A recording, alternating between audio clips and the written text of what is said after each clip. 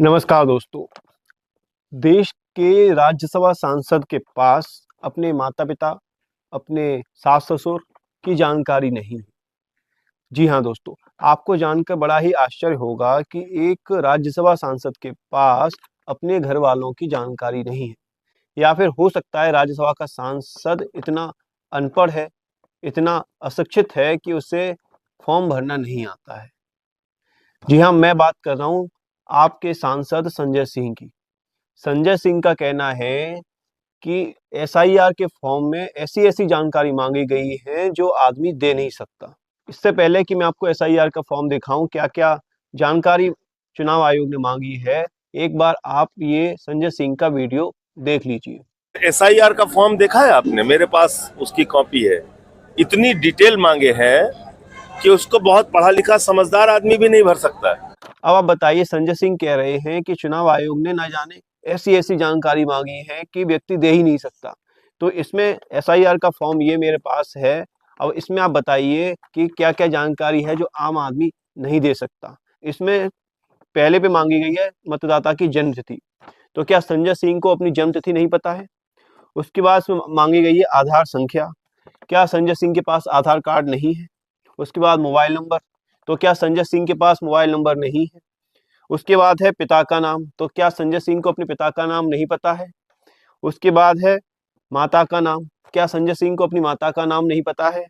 उसके बाद है पति या पत्नी का नाम। तो क्या संजय सिंह को अपनी पत्नी का नाम भी नहीं पता है? नीचे 2 कॉलम दिए गए हैं, एक जिनका 2 या 3 की सूची में नाम है और दूसरा जिनका 2 या 3 की सूची में नाम नहीं है, तो उन्हें अपने रिश्तेदार पिता या माता की जानकारी देनी है। तो इसमें जो जानकारी माँगी गई है, निर्वाचक का नाम, यदि आपका 2 या 3 की वोटर लिस्ट में नाम है, तो आपको वही जानकारी भरनी है। आपका स्वयं का नाम भरना है, पिताजी का नाम भरना है, आपको अपने रिश्ता बताना है, आपको अपने ज़िले का नाम बताना है, राज्य का नाम बताना है और निर्वाचन क्षेत्र का नाम बताना है कि 2 या 3 में आपका निर्वाचन क्षेत्र कौन-सा था, क्या नाम था। अब यदि किसी महिला को, यानी कि जिसकी 2 या 3 के बाद शादी हुई है या 2 या 3 की वोटर लिस्ट में उसका कहीं और नाम था या उसका नाम नहीं था, तो उसे अपने माता-पिता की जानकारी इस फॉर्म में भरनी है। जैसे मान के लिए संजय सिंह की पत्नी है, उन्हें अपने फॉर्म की जानकारी भरनी है, तो उन्हें अपने माता-पिता की जानकारी भरनी होगी। तो क्या संजय सिंह को अपने सास-ससुर का नाम नहीं पता है? क्या एक सांसद 2003 की वोटर लिस्ट डाउनलोड नहीं कर सकता है? और सबसे महत्वपूर्ण बात ये है कि जितने भी बीएलओ हैं, बूथ स्तर पर उनके पास सभी बूथों की भी एक पीडीएफ फाइल है, एक हार्ड कॉपी है 2003 की मतदाता सूची की, जिसमें यदि आपका नाम नहीं होगा, तो आपके माता-पिता का नाम होगा, आपके दादा-दादी का नाम होगा, आपके चाचा-चाची का नाम होगा। और संजय सिंह कह रहे हैं न जाने कैसी-कैसी जानकारी माँगी गई है। तो क्या इस फॉर्म में जो जानकारी माँगी गई है, जो ऐसी जानकारी है जो आम मतदाता नहीं दे सकता?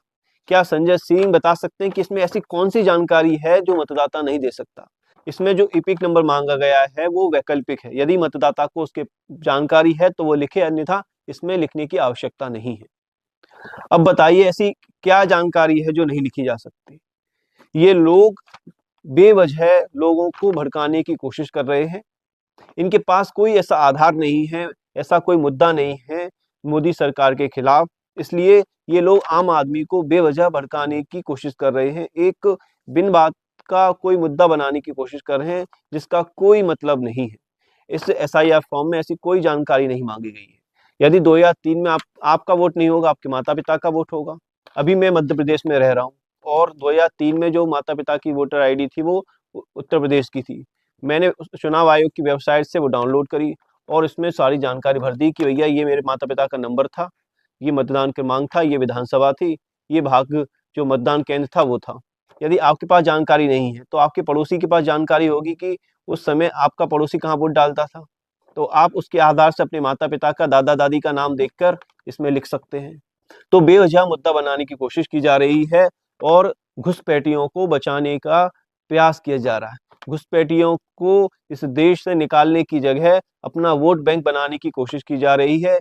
ये लोग उन घुसपैठियों को भारत में रखकर अपना वोट बैंक बढ़ाना चाहते हैं। वो चाहते हैं कि घुसपैठिए को उनको रोक लें और वो उनको वोट दें। ये लोग सत्ता पाने के लिए आम आदमी के हक को छीनना चाहते हैं। वो आम आदमी के हक का रोजगार छीन रहे हैं, वो आम आदमी के हक की सुविधाएं छीन रहे हैं, क्योंकि ये सब पर घुसपैठियों का अधिकार हो रहा है।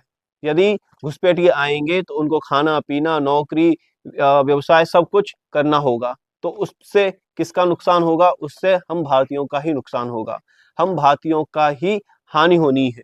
और ये लोग अपने वोट बैंक के लिए ये सब कर रहे हैं। यदि संजय सिंह को अपने माता पिता का नाम नहीं पता है, अपने माता पिता दादा दादी की जानकारी नहीं है, तो उन्हें संसद से त्यागपत्र दे देना चाहिए। मुझे लगता है कि सरकार को ही उनसे इस्तीफा ले लेना चाहिए, उनकी जांच करनी चाहिए कि वो कहीं वो घुसपैठिए तो नहीं है। यदि उनके पास जानकारी नहीं है तो संभव है कि वो घुसपैठिए हों। आपको क्या लगता है? कमेंट करके अवश्य बताएं। चैनल को सब्सक्राइब करें। धन्यवाद। जय हिंद। वंदे मातरम।